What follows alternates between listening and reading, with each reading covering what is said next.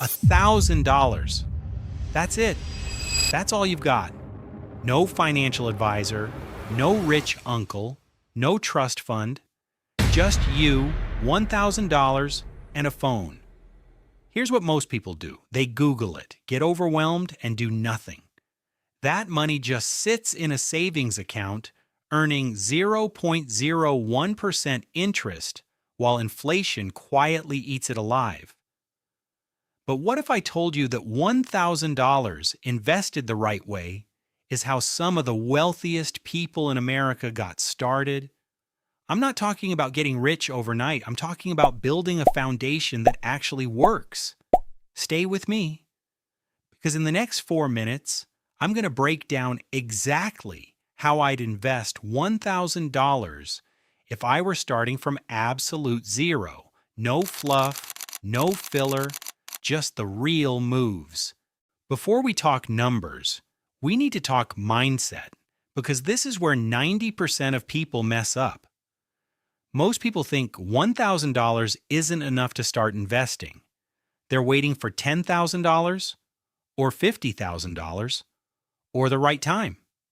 Spoiler alert, the right time was yesterday. The second best time is right now. Here's the truth. Investing isn't about how much money you start with. It's about the habit you build and the time you give it. A $1,000 investment at 10% annual return, if you never touch it, becomes over $17,000 in 30 years. Add just $100 a month to that, you're looking at over $200,000. That's not a lottery ticket, that's math. So let's get into the actual breakdown. Here's exactly how I'd split that $1,000. 4 buckets. Real simple. Bucket number 1, $300 into a high-yield savings account, emergency base. First, $300 goes into a high-yield savings account, not your regular bank. I'm talking about online banks like Marcus by Goldman Sachs, Ally, or SoFi. These are paying anywhere from 4% to 5% APY right now. This is your safety net. You can't invest confidently if one car repair wipes you out. This $300 is your buffer so you don't have to sell your investments in a panic. You build wealth from a place of security, not desperation.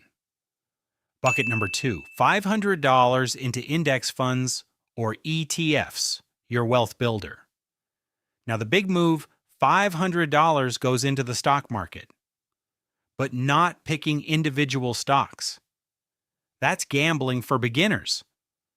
I'm talking index funds, specifically something like the S&P 500 through a fund like VOO from Vanguard or SPY, or even Fidelity's zero funds with no fees at all.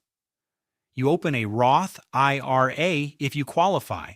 That means your gains grow 100% tax-free. Bucket number 3, $150 into yourself, the highest ROI investment. This one surprises people, but $150 into yourself is often the best investment you can make at $1,000. A book, an online course, a certification, a skill that makes you $5,000 more per year at your job?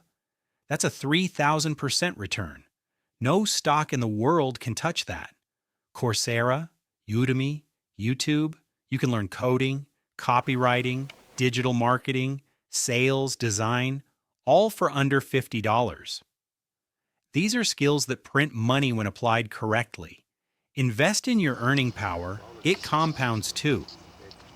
Bucket number 4, $50 for experimentation, learn by doing. And the last $50? This is your play money. Buy one share of a company you believe in. Buy a tiny bit of crypto if you're curious. Try a dividend stock, just $50. Why? Because you will learn more from investing real money, even $50, than from reading 10 books. You'll watch it. You'll feel it. You'll start understanding how markets work because now you have skin in the game. Just never risk more than you can afford to lose here. This is education money. Look, I know $1,000 might feel small right now, but every millionaire you admire started somewhere. Most of them started with less than you have. The difference between where you are and where you want to be isn't luck. It's the decision to start and the discipline to keep going.